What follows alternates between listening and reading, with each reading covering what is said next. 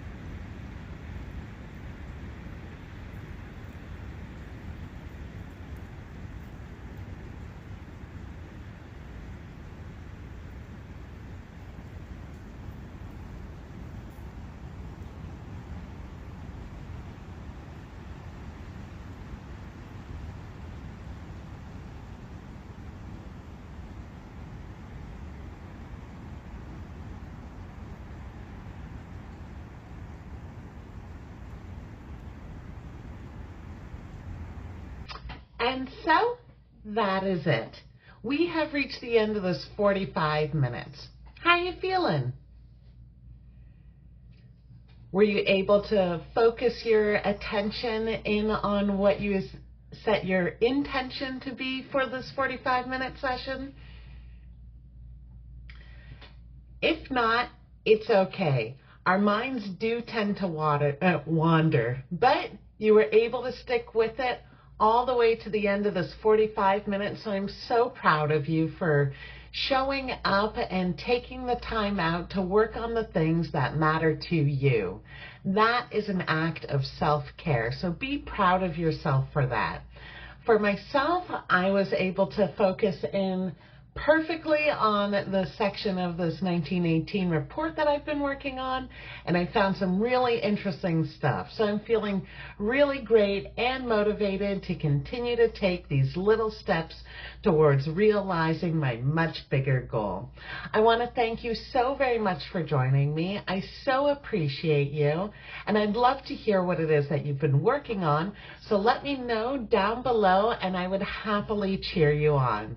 Again, thank you so very much, and I look forward to seeing how we continue to grow together. We'll see you next time. Bye now.